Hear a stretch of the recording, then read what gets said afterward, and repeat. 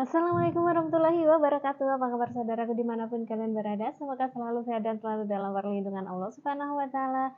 Amin. Jumpa lagi dengan aku di Singapura. Teman-teman, Singapura cerah secerah hatiku hari ini. Ya, amin.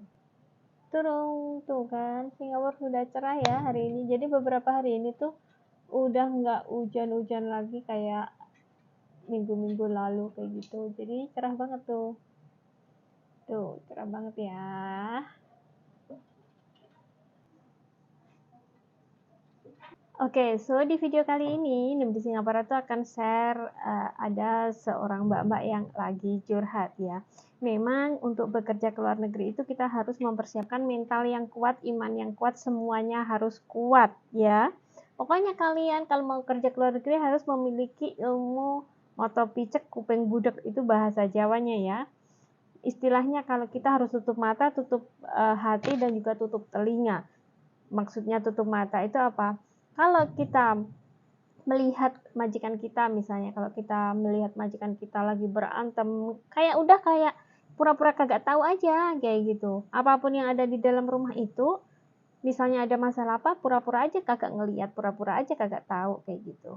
Hati kayak gitu tuh, kalau hati kita jangan, maksudnya tutup hati itu maksudnya kita kalau misalnya jangan sedikit-sedikit sakit hati kayak gitu, jangan sedikit-sedikit sakit hati. Kalau kalian sedikit-sedikit sakit hati, kalian nggak akan betah deh, pasti aku jamin gitu.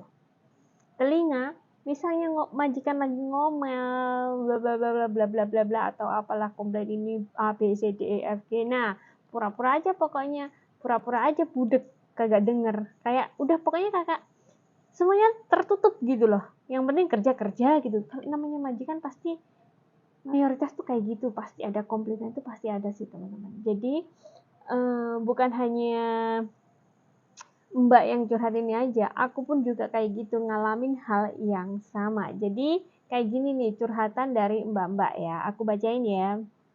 Assalamualaikum mbak, cerita curhat boleh ya mbak? Mbak 5 bulan lagi finish, tapi hati dan pikiran tetap sama, tetap gemetar. Takut tiba-tiba, apalagi masalah pagi di dapur. Tetap drama yang sama, dibentak-bentak, dimarah, diotak-otakan, dibuta-butakan. Astagfirullah mbak, ikut orang yang gak suka sama helpernya karena dipaksa oleh anaknya. Dan anaknya ambil yang baru, itu pun orang tuanya gak mau. Tapi tetap dipaksa sama anaknya harus ambil sebelum aku pulang. Di sini kerja memang sedikit mbak, tapi yaitu kodamnya. Kalau sudah sakit, sudah jadi lampiasan amarah mbak. Nah, dari sini kalian akan tahu ya betapa kerasnya kerja di luar negeri. Jadi khusus buat kalian yang masih di PT-PT yang masih menggebu-gebu kepingin kerja ke luar negeri, disclaimer dulu, saya bukan bermaksud menakut-nakuti. Saya di sini menjelaskan seperti apa yang dialami oleh kebanyakan teman.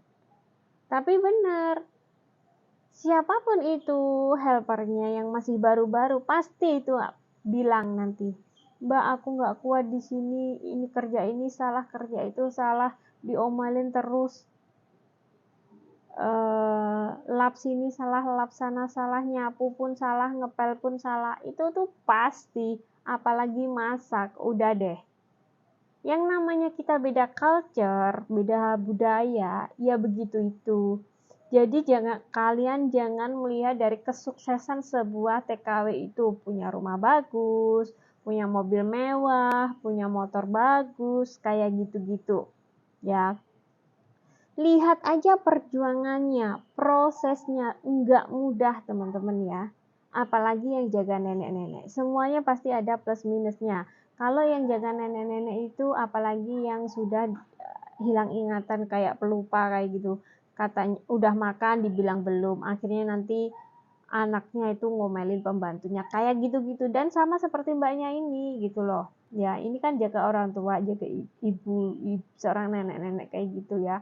Yang namanya nenek-nenek pasti kayak gitu, bukan nenek-nenek aja kalau ngomong ya sudah otak kamu tuh kalau ngebeta-beta kamu tuh bodoh, kamu tuh stupid, kamu itu tuli, kamu itu buta nggak ngelihat di mana kamu taruh mata kamu. Hal yang seperti itu tuh kayak sudah hal biasa gitu di sini ya. Kalian akan terbiasa deh, beneran. Jadi makanya aku selalu bilang, syukur ya, alhamdulillah syukur banget kalau kalian mendapatkan majikan yang baik kayak gitu. Sebaik-baik majikan, sebaik apa sih? Lebih enakan di rumah ya kan? Namanya ikut orang, semuanya juga serba perhitungan. Nanti kadang kalau majikannya baik, nggak buta-butain, nggak bodoh-bodohin, nggak ngotak-ngotakin orang baik, tapi pelitnya minta ampun, kita kekurangan makanan, kayak gitu. Semuanya serba beli sendiri. Semua serba perhitungan ya di luar negeri karena melek mata aja di luar negeri itu sudah keluar uang. Makan roti kalian nanti pasti deh akan suatu hari akan merasakan itu. Makan roti aja kita 2 slice itu nggak apa namanya nggak kenyang kan karena kita sudah terbiasa di rumah makannya nasi gitu. Lah kalau di luar negeri seperti di Singapura ini makan roti 2 slice saja itu kan kurang, itu pun dihitung. Ada loh teman-teman majikan yang seperti itu, dihitung. Mereka kan ngitungnya bukan rotinya yang 2 slice, mereka ngitungnya satu roti itu harga 2 dolar 50 ya, misalnya ini harga 2 dolar 50 sen.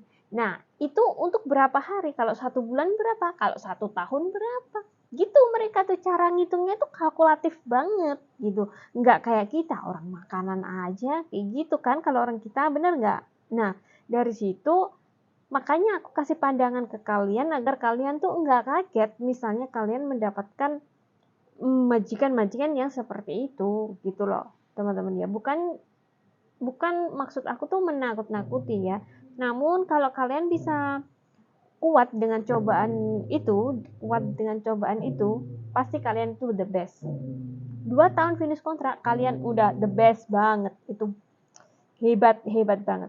Karena pengalamanku aja dulu ya, 2 tahun itu nggak finish kontrak, aku transfer gitu. Transfer beberapa kali loh gitu. Karena memang bener-bener kalau masih baru semuanya tuh nurut ya sama majikan kayak gitu.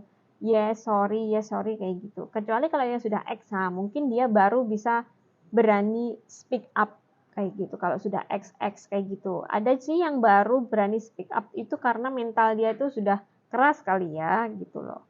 Ya teman-teman. Jadi makanya aku selalu bilang kalau mau kerja ke luar negeri, kuatkan mental, terus pokoknya kalian harus mempunyai ilmu dablek itu aja sih. Pasti kalian sukses di luar negeri. Nggak gampang perasa, nggak gampang sakit hati, kayak gitu-gitu. Udah aman. Kalian nggak perlu skill yang hebat-hebat banget, nggak perlu kayak gitu. Skill kalian cuma satu, kalian butuh kendablekan kayak gitu. Butuh kendablekan ya. Aku bisa ngomongnya butuh kendablekan kayak gitu. Butuh kendablekan kayak gitu ya. Ya udah itu aja sih saran dari aku ya. Untuk mbak-mbaknya ini ya memang begitulah kerja di luar negeri. Hebat kalau mbaknya ini sudah hampir finish kontrak, usahakan finish kontrak sedikit lagi, tinggal sedikit lagi. Pokoknya kalian harus dablek, itu sih kuncinya ya saran dari aku. So semoga informasi atau sharing dari Nemin itu berguna, bermanfaat buat teman-teman yang masih di luaran sana yang ngotot banget mbak ngelihat tetangganya rumahnya bagus sukses di luar negeri, kalian nggak tahu perjuangan mereka ya teman-teman ya. Kalau kalian sudah merasakan baru kalian tahu gitu ya.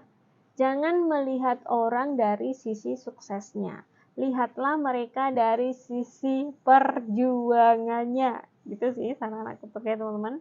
So, semoga video dan sharing dari ini bermanfaat buat teman-teman semuanya dan cukup sekian. Wassalamualaikum warahmatullahi wabarakatuh.